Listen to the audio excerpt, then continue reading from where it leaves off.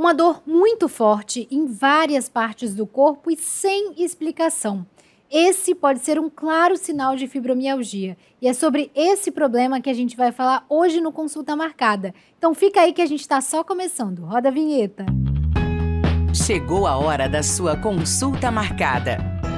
Aqui no podcast da Unimed Vitória, a receita é simples.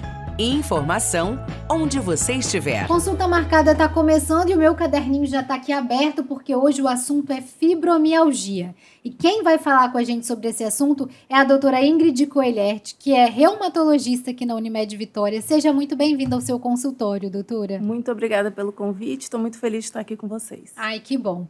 Vou começar perguntando, então, uma dúvida que muita gente tem, quando a gente olha na internet, uma dúvida muito comum das pessoas querendo saber. Fibromialgia é uma doença autoimune, tipo lúpus? Não, a fibromialgia não é uma doença autoimune. Essa realmente é uma dúvida frequente no consultório. E a fibromialgia não é autoimune e também não é uma doença inflamatória. Uhum. E ela é o que então, doutora? O que é a fibromialgia? Ela é uma síndrome clínica dolorosa. Então, é uma doença que o principal sintoma é a dor. E é uma dor tanto na musculatura quanto na articulação, não tem um local específico, pode ser o corpo inteiro, pode ser um lado do corpo, pode ser um membro. E associada a ela a gente tem outras manifestações, principalmente fadiga, alteração do sono, um sono que não é bom, um sono que a gente chama de não reparador, alteração do hábito intestinal, então é um intestino que às vezes é preso, às vezes é solto, alteração do humor, depressão, ansiedade, alteração de memória e outras coisas afins. É uma doença que ela é uma alteração no nosso sistema nervoso central da percepção da dor.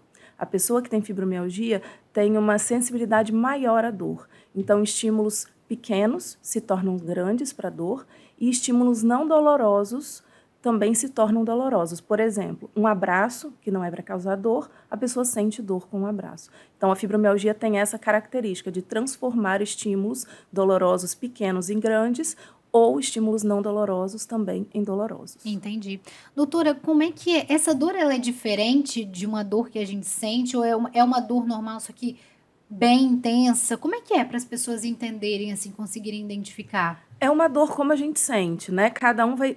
A dor é uma coisa subjetiva, cada um tem uma interpretação. Uhum. Então, assim, dizer se é forte, se é fraca, se é queimação, se é pontada, isso só cada indivíduo vai poder dizer. A dor da fibromialgia, ela não tem uma característica, tem que ser empontada, tem que ser muito forte. Só é uma dor que é persistente. Então, tem gente que tem uma dor que é muito intensa, que a pessoa, às vezes, fica limitada até para qualquer movimento. Tem pessoas que têm dores que são mais toleráveis, que elas vão levando o seu dia a dia, né, com aquela dor, mas a característica é uma dor persistente. Sim.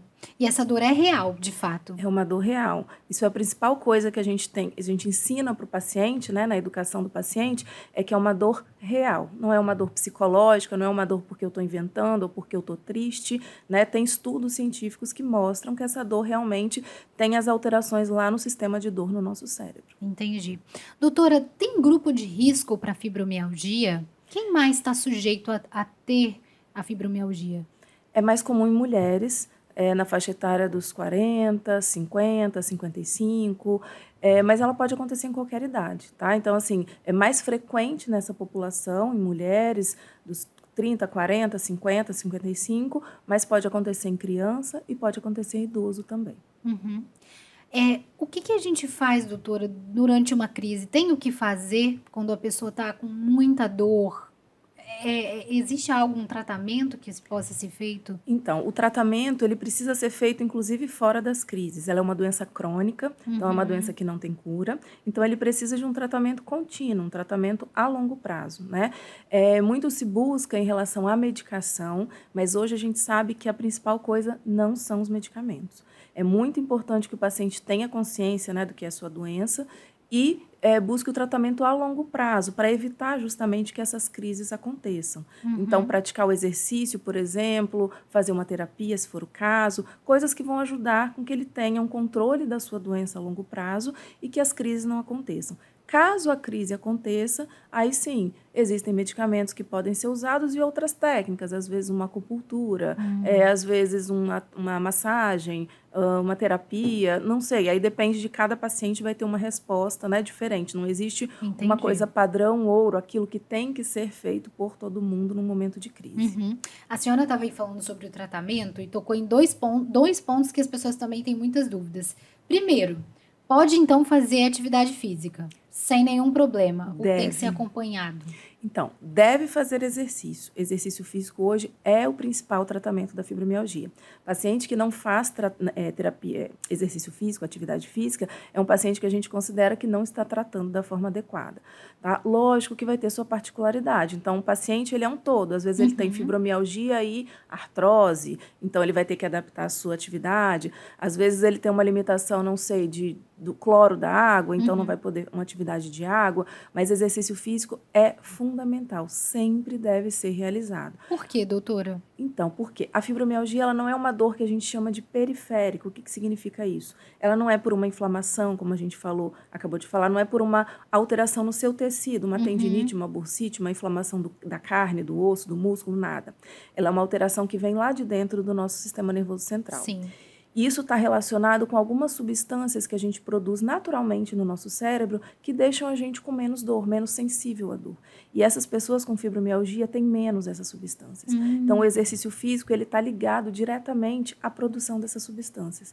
Então, o paciente vai fazer o exercício e aquele exercício vai ter esse benefício. Uma das principais características do exercício é isso. Além de, lógico, socialização, né? Você vai se distrair, vai conversar, você fica mais feliz, né? Produz serotonina, endorfina, um monte de coisas boas, vai te ajudar a ter um sono melhor. Então, o exercício tem muitas vantagens e a única coisa que produz, de fato, esses analgésicos naturais que a gente precisa para tratar a fibromialgia. O segundo ponto é justamente esse aí, você falou de felicidade, de bem-estar. Por que quando a gente fala em fibromialgia, a gente sempre fala de terapia, de acompanhamento psicológico, psicossocial, doutora? Então, são vários aspectos. Um deles muitas vezes o paciente tem dificuldade de lidar com isso, né? Não o paciente em si, eu digo assim, às vezes a família, o pessoal no trabalho, porque a pessoa está ali perfeitinha, né? Não vê nenhum defeito físico, não está nada inchado. Por que essa pessoa tem tanta dor e tanta restrição? Então, isso ajuda nesse manejo desse momento. Fora isso, a própria pessoa entender do que se trata, né? Do que se trata a sua doença, formas positivas de se pensar que ajuda também. E outra, que a fibromialgia tem uma relação estreita com esses transtornos de humor. Então, muito paciente com fibromialgia, mais de 50%, vai ter depressão, vai ter ansiedade. E o que causa depressão e ansiedade aqui também no nosso cérebro tem relação com as mesmas substâncias que estão relacionadas à dor. Então, quem está mais triste, quem está mais depressivo, quem está mais ansioso, tende a ter mais dor também. Essas crises, elas podem ser frequentes, doutora? A pessoa pode sentir todo dia, toda semana? Com certeza. Tem pacientes que vivem numa crise que a gente tem muita dificuldade de tirar, né? Geralmente são aqueles pacientes que estão com crise, estão em casa, na cama, não conseguem, não entendem a necessidade do exercício, né? Que é aquela máxima, o paciente fala, eu estou com dor, como é que eu vou me exercitar? E aí eu falo isso muito para o paciente, você tem dor se exercitando ou ficando parado. Então, você se exercitando, você vai ter a dor, mas você vai ter a recompensa no futuro. Você está investindo, de fato, num tratamento eficaz para você. Porque é acúmulo, né, doutora? É a prática diária, não é uma vez por semana. Com certeza não. Isso. A gente precisa dessa persistência, dessa frequência, né, da quantidade do exercício. Eu digo sempre para os meus pacientes, o exercício ele tem que ser feito de forma progressiva, gradual. Então, um paciente que tem dor crônica, ele não vai chegar amanhã e fazer 1 hora de caminhada, porque no outro dia ele não vai conseguir andar. Então, a gente começa aos poucos, aí, né, vai ser personalizado para cada paciente, se ele puder ter um profissional que o acompanhe da educação física, um fisioterapeuta. Então, começar com 5 minutos, com 10 minutos, numa intensidade mais leve e progressivamente ir aumentando. O seu corpo vai se habituando. Isso acontece até para quem não tem fibromialgia, né? A gente demora um tempo para adaptar. Na fibromialgia, esse tempo é maior e é mais duro, é mais sentido, o paciente sente mais essa dificuldade. Mas com a prática, com a regularidade, ele vai conseguir. Entendi. E a alimentação interfere, doutora? Não existe uma alimentação específica na fibromialgia, não tem nada que você não possa comer. né? Hoje em dia circula muito na internet sobre glúten, sobre lactose e tudo mais, mas a gente não tem essa comprovação de uma ligação direta, já que a fibromialgia não é uma doença inflamatória, não é uma doença imunomediada, não depende, por exemplo, de ácido úrico, nada disso. O que a gente prega, como para todo mundo, são bons hábitos alimentares. Então, se você comer bem, você normalmente vai ter mais disposição. O intestino da pessoa da fibromialgia, que já pode estar ali alterado, às vezes, se ela comer errado, vai ser pior, ela vai ter mais indisposição, e aí não vai se sentir tão bem para fazer o exercício, ou à noite para dormir, né? Então, ter uma alimentação saudável, de uma forma geral, é a melhor coisa. E falando assim para as pessoas que de repente sentem uma dor descontrolada, assim, mas não tem diagnóstico. Quando que é o momento de procurar ajuda, doutora? De entender assim, tem algo errado, eu preciso entender o que é isso, não é só uma dor normal. Então, isso é uma coisa importante. Primeira coisa, sentir dor não é normal. Sentir dor nunca é normal, né? A gente sempre tem que procurar. Lógico que às vezes você está fazendo alguma coisa nova, você vai ter aquele desconforto ali por alguns dias por conta de um exercício, exemplo. Mas sentir uma dor a longo prazo ou uma dor muito aguda, muito forte, não é normal. Então, toda vez que isso acontecer, o ideal é que você procure um médico.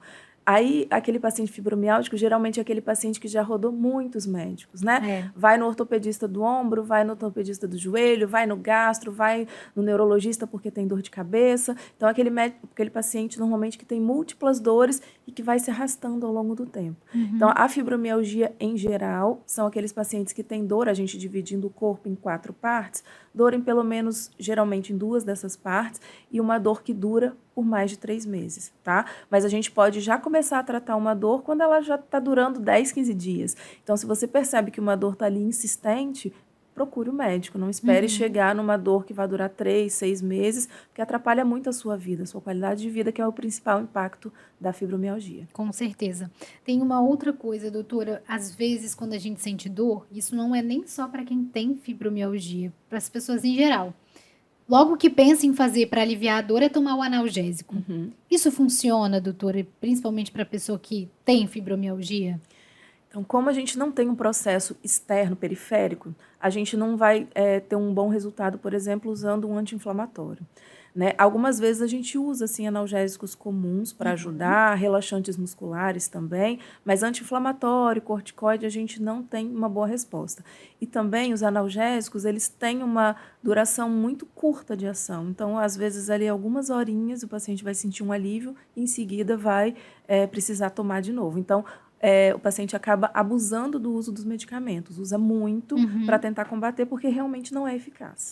E aí acaba gerando outros problemas, possivelmente, certeza, né? com Pelo uso certeza. exagerado, indiscriminado de medicamentos. Isso mesmo. Doutora, tem como diagnosticar? Como que é feito esse diagnóstico? Tem um exame específico para fibromialgia? Não tem. É outra coisa muito importante. Não temos exame específico. O diagnóstico é clínico. Então, você precisa ir no médico, o médico vai coletar sua história, né, sua anamnese, vai entender tempo de dor, onde dói, frequência dessa dor, e vai avaliar outros fatores que poderiam ser responsáveis por aquele quadro de dor. Tá? Algumas vezes a gente nem precisa de exames, outras vezes a gente precisa de exames para descartar outras causas que poderiam causar aquela dor também. Então, às vezes um exame de sangue, às vezes um exame de imagem, um raio-x, um ultrassom, uma ressonância. Então, tudo vai depender da história do paciente. Mas não existe nenhum exame que vai vir escrito lá no laudo, fibromialgia. Sim. O diagnóstico é clínico. E é o reumatologista? O médico indicado para tratar é o reumatologista. Entendi. Muitas vezes a gente tem uma equipe junto, tá? Ah, O reumatologista, eu falo, às vezes ele é o maestro ali daquela orquestra, mas muitas vezes precisamos do psiquiatra, do neurologista, do gastro, do fisioterapeuta, do nutricionista, do